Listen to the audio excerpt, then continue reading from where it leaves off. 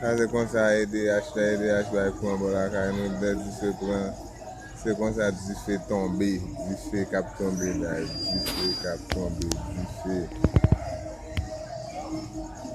E se kom si rale l pou nou. Wè jen di fe ap tombe la. E pep la di men, an zon nan tet fret, je ou pa may.